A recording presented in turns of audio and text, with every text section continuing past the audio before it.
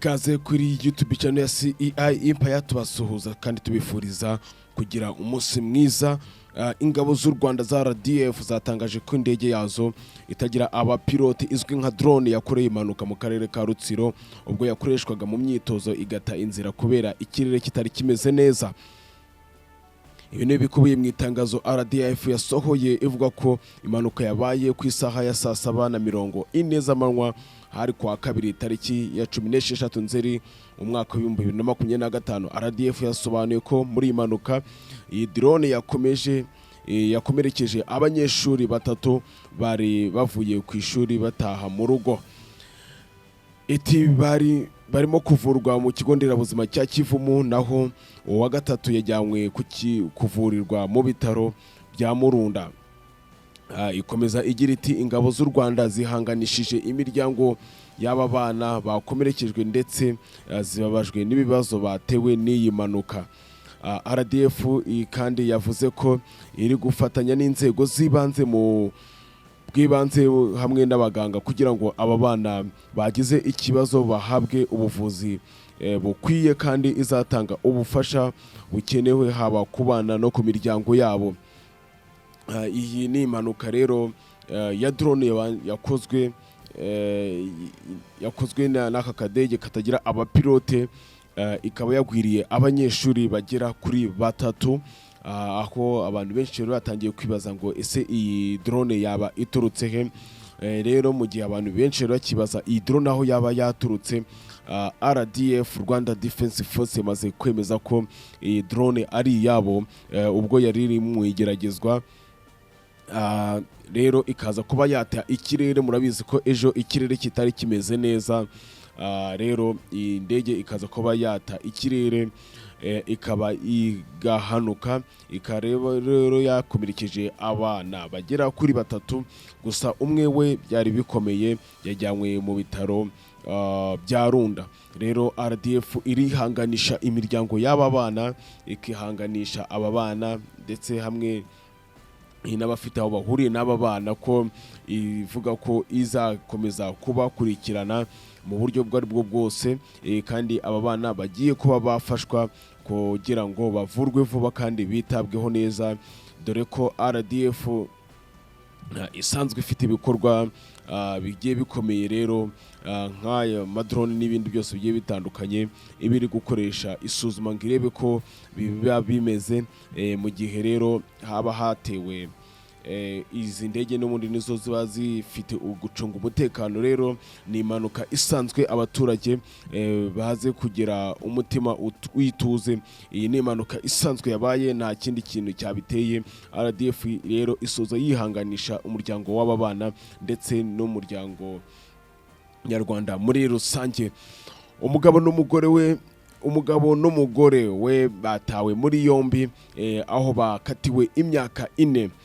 Urukiko rwisumbuye rwa Muhanga rwahanishije Nyandwi Jean Damascene igifungo cy'imyaka 4 mu gihe umugore we Mukanyemera Donatire yakatiwe igifungo cy'imyaka 4 gisubitse. Aba bombi kandi baciwe ihazabu ya miliyoni 2 kuri buri umwe.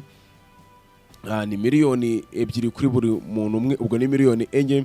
Ni isomwa ry'urubanza ryabereye mu Ruhame mu kagari ka Rwinyana umurenge wa Bweramana akarere ka Ruhango ahakorewe iki cyaha.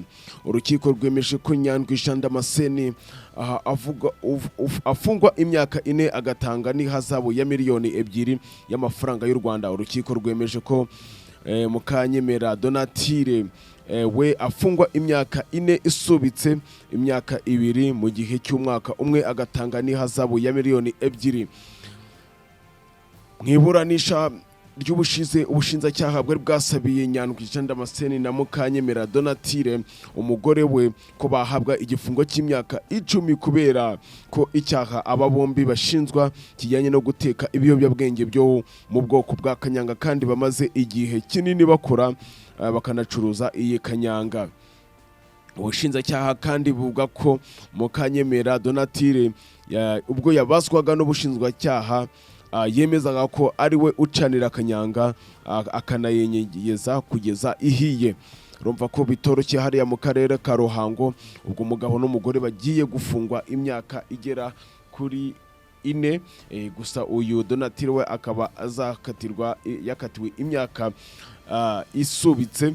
Urumva ko ari ibibazo bigiye bikomeye rero. Bano bakora za kanyanga, bano batura ibiyobyabwenge, mwirinde nyabuneka. Iyi ni imyaka ibitari mikeya kandi ugacibwa n'ihazabu ya miliyoni zigera kuri 2 kuzamura. Dusimbukira mu karere ka Musanze, babiri bafatanywe inzoga yiswe Muhinyina. Abantu 2 bo mu murenge wa Muko na Muhoza mu karere ka Musanze bari mu maboko ya polisi y'u Rwanda nyuma yo gufatanwa litiro zirenga 1000 z'inzoga zitemewe aho inzoga yahimbwe izina rya Muhinyina.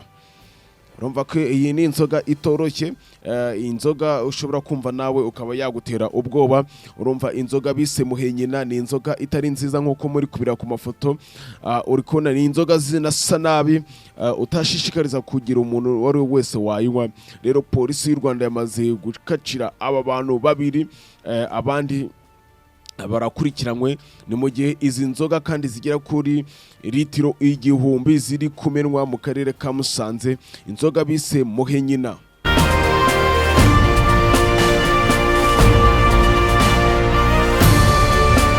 Indege yatangaje ko mu gihe u Rwanda ruzaba rwakiye shampiyona y'isi y'amagare, amashuri y'incuke kugeza kuri kaminuza azaba ahagaritse ibikorwa hagamijwe imigendere myiza y'irushanwa. Ubwo bivuze ko guhera ku itariki shampiyona y'amagare igiye kuba yatangiriraho, amashuri y'incuke kugeza kuri kaminuza, ubwo harimo na za segondere, amanasari, byose birimo. Aya mashuri agiye kuba ahagaze kugira ngo irushanwa ry'amagare ribe ryagenda neza. Ni ibikorwa rero, ni igikorwa cy'indashyikirwa u Rwanda rwakiriye, twemeza ko kizakurura ba mukerarugendo benshi cyane, aho ubona ko n'imyitozo imaze iminsi imeze neza hariya mu karere ka Bugesera. Ibintu bimeze neza, abajya banyaruka bajye bareba uko biba bimeze, imyitozo iryoheye ijisho. Rero Indege yamaze gutangaza ko abanyeshuri bagiye kuba bahagaritse amashuri cyangwa se ibikorwa byo kwiga, bakabanza bagakurikirana iri shampiyona cyangwa se iri siganwa ry'amagare rigiye kubera hano mu Rwanda. Ni iri siganwa rizaba rishyushye cyane. Mu yandi makuru mashya, hashingiwe ku iperereza RIB, urwego rw'ubugenzacyaha RIB yafunze Karisa Adolphe Kamarade, uzwi nka Kamarade, umunyamabanga mukuru wa Ferwafa, na Tuyisenge Eric ushinzwe ibikoresho by'ikipe y'igihugu Amavubi. Bakekwaho ibyaha birimo kunyereza umutungo, ruswa ndetse no gukoresha inyandiko mpimbano. Ubu bafungiye kuri sitasiyo ya RIB ya Remera na Kicukiro. Iperereza rirakomeje mu gihe dosiye ya Karisa Adolphe yo yamaze koherezwa mu bushinjacyaha. RIB irakomeza kuburira abantu kudakoresha ububasha bahabwa n'umwanya w'akazi barimo bakabikoresha mu nyungu zabo bwite, kuko bihanwa n'amategeko. Uyu Kamarade rero akaba yamaze kuba yatabwa muri yombi, we na Tuyisenge Eric. Kamarade muramuzi cyane cyane abakunzi ba football, uyu musaza murasanzwe mumuzi. Rero akaba yamaze gutabwa muri yombi, akurikiranyweho ibirimo gukoresha impapuro mpimbano no gukoresha umutungo we cyangwa se umutungo yari ahagarariye cyangwa se kunyereza umutungo wa Ferwafa agatanga na ruswa. Rero bivuga ko yamaze kuba yafungwa. Mu yindi nkuru rero yo hanze idasanzwe, urukiko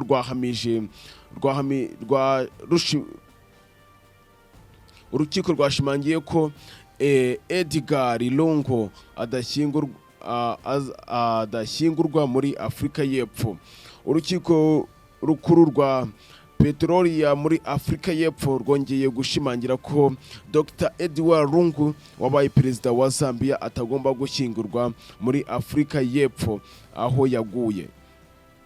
Ni tariki ya 15 Kamena umuryango wa Dr. Lungu wari wumvikanye wumvikanye na leta ya Zambia ko azashyingurwa mu mujyi wa Lusaka kandi ko leta ariyo izayobora ibikorwa byose kuko Lungu yabaye umukuru w'igihugu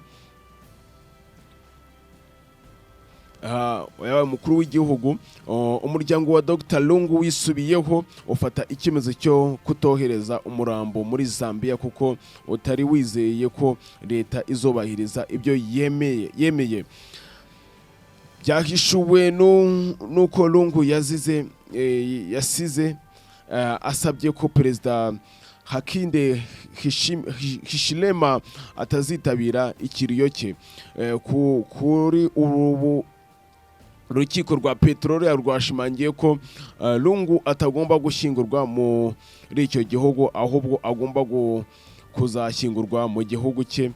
Umucamanza yasobanuye ko gahunda yo gushyingura wabaye perezida iteganywa n'itegeko rya leta ya Zambia, bityo rero ko icyifuzo cy'umuryango kitagomba kurusha uburemere icyo leta yo gushyingura yaba yarashyizeho nk'itegeko. Mu yandi makuru kandi rero kuri uyu mugoroba imodoka zabaye nyinshi cyane mu mujyi wa Kigali ubwo ambutiyage yari yabaye nini cyane. Rero byaje kugaragazwa ko mu gihe shampiyona y'amagare izaba yaratangiye ibibazo by'imodoka bizaba ari binini cyane, dore ko ambutiyage yari iri ku rwego rwo hejuru, imodoka nyinshi zari zamaze kuba zanaparika zahagaze. Rero bivuga ko ubwo imihanda itazaba iri gukoreshwa bizaba ari ibibazo bikomeye cyane. Rero mu makuru ya CI Empire nakagaruka. Ciao ciao.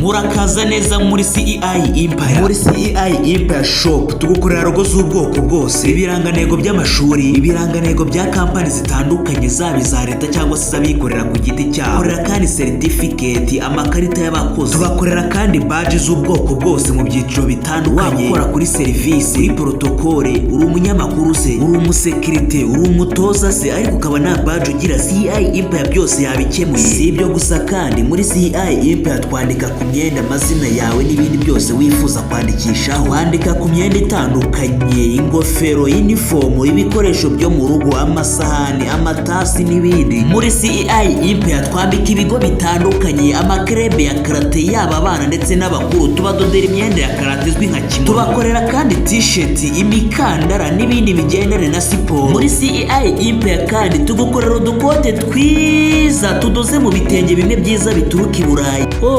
Bityo nk'umuryango cyangwa se couple zikundana mbifurije kwambara utudukote tugezweho. Mu bijyanye na media rero CI Empire yaje ari igisubizo kuko tugutunganyiriza amafoto n'amashusho mu birori bitandukanye. Tugukorera amafoto meza cyane yo gupostinga haba muri anniversary, graduation, ubukwe ndetse n'ibindi.